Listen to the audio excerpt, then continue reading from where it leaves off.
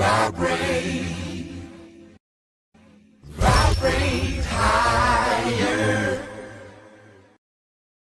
Hello there and welcome. I am going to explain an idea that every child should learn before they even go to school. And yet, most people go right through their life and never really understand it.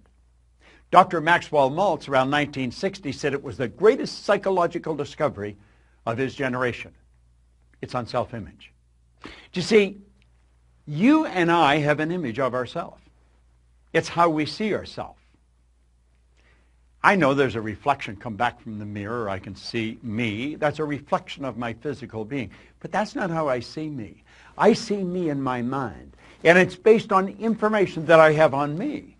Now, some people have a lot of false information, so they've got a very false self-image.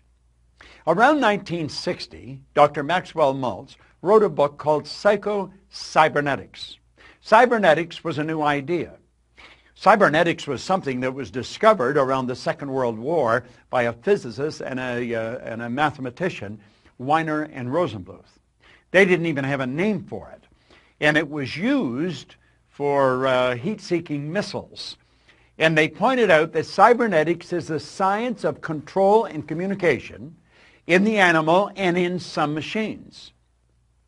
And what it does, it measures deviation from a set goal, sends information into a coordinating mechanism that'll correct the output and keep whatever it is moving towards the goal. Well, do you know you have a cybernetic mechanism locked up in you?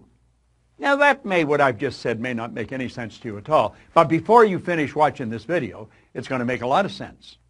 Now, if you've heard me speaking at any event or in any video or audio, you've heard me talking about paradigms. Paradigms are nothing but a multitude of ideas, a multitude of habits that are fixed in the treasury of our subconscious. Paradigms are partly genetic and partly environmental. In other words, the ideas are built right into the genes at birth. That's why we look so much like our relatives. So when we tie all these together, it makes a very interesting story. And I'm going to ask you to sit back, take notes if you want, but really pay attention. If you have kids in school, this is critical. If you're in sales, your sales will skyrocket. Relationships, just anything that you're going to do is dependent on how you see you. So let's think about it. Cybernetics and paradigms. Very, very interesting subject. Cybernetics and paradigms are both control systems that operate essentially on the same principle. Both maintain a definite course of action and will not deviate from the course that has been established. You must alter the paradigm to achieve the result that you desire. Now think about that for a moment. You'll see people stuck at a certain level. Go ask any sales manager to give you the names of their salespeople, and they can tell you what those salespeople are going to do next month and next year. Why? Because they're programmed. They just come in about the same, maybe up and down a little, but they come in about the same. How about athletes? Every coach will tell you exactly how they're going to play. There's patterns. They're called habitual patterns. Well, that's a paradigm. Now, this is a beautiful concept, so let's understand it. Cybernetics and paradigms, all right? There's a thermostat. Now, a thermostat in your home is a cybernetic instrument. Now, I live in Toronto, so a good part of the year it gets pretty cold there. Other parts of the year it gets pretty warm. But in the winter, you would have your thermostat set to control the room temperature at around 70 degrees. Now, you could be sitting there reading a book or something, and all of a sudden you feel a draft around your feet, and you're starting to feel a little cool, and you think, what's going on? So you go and look at the thermometer, and you notice that the temperature is not 70, it's dropped to 65 degrees. You start to investigate, you think, what's wrong? And you'll notice the front door's open. Now, it used to be, when I was a little boy, you'd go and check on the furnace, because maybe the furnace had gone out. And you'd have to shake all the ashes down and build another fire and get it going again. Not today. Today we've got cybernetic mechanisms hooked up to our heating system. You see, the thermostat measures the deviation from the set goal. What was the set goal? The set goal is 70. But the temperature is at 65. Things have changed. The thermostat sends a message to the furnace, and automatically the fire is turned on. The fan's turned on, and the temperature starts to rise. And it gets up to 66, 67, 68, 69, and it'll take it right back until it's back on course at 70 degrees. And then the fire and the fan are turned off. Now think of that. And it all happens automatically. That's a cybernetic mechanism. Interesting, isn't it? Do you know you've got a cybernetic mechanism in you? Let's look at it another way. Let's look up at the sky. Here's a big plane. Now, the automatic pilot on a commercial plane is a cybernetic instrument. That's exactly what it is. And you see, a flight pattern is programmed into the plane's computer system. When the plane goes off course, the cybernetic system measures the deviation from the set goal, and it corrects the flight pattern. The plane is brought back on course. It's correct. Do you know a rocket going to the moon is off course 97% of the time? Let's take a look at it from a different perspective. There's a plane leaving Chicago, and it's flying to Paris. Now, when the plane leaves the vicinity, it's just getting off the ground. You see the wheels are still down. It's just getting up there. The automatic pilot is flipped on. The pilot could come back and have dinner with you. Now, they don't leave the cockpit, but they're not necessarily doing anything. It's all done automatically. And you see, when that plane's flying along, it gets hit by some turbulence, gets knocked off course. Do you know what happens? The cybernetic mechanism cuts in. It's activated, and it puts the plane back on course again. It all happens automatically. Pilot doesn't even have to do anything. But ultimately, although it goes off course and gets knocked back on course, it ends up in Paris. Now think about that for a moment. Here's you, and you have locked into your subconscious mind a self-image. And that self-image operates like a cybernetic mechanism. Okay? Your self-image is a cybernetic instrument. Now, let's suppose your self-image is that you are overweight. Oh, you don't talk about it. You don't want anybody else to talk about it. But inside you feel you're overweight. And you just get to a point where you can't handle it anymore, so you make a decision, I'm going to go on a diet, and you instantly move into action. Now what happens? Well, you start to lose weight. Why? You're starving yourself. You don't eat anything white, and on we go. No more chocolate. Why? Because they make you fat. That's not what makes you fat. It's the image that makes you fat. If you had a skinny image, you could eat all the chocolate in the world. You just pass off what's not needed for the manifestation of the image through your eliminative system. Eliminative system is one of the systems in your body. Now here's the point.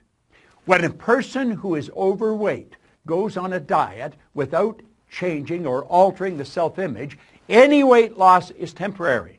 That's why people gain and lose tons in a lifetime. Say they lose it, you're automatically programmed to find whatever you lose. The self-image, being a cybernetic instrument, measures the deviation from the set goal and immediately corrects the course. The weight that was lost will be found. You see, you look at the scales, you don't relate. That's not really me. That's not really me. So what happens? The weight's put back on again. Isn't that interesting? I know. If you have a weight problem, you're saying, damn, I never knew that. Well, now you do know it. But you see, if you're going to change the weight, you've got to change the paradigm. That's what our company's all about. We help people change paradigms. We help them live in the body they want to live in. I'm so happy and grateful now that I'm at my perfect weight. I'm looking good. I'm feeling great. You can do that. You can live the way you want to live. You're God's highest form of creation. Where's another area that we could use? Well, you can use it in any area.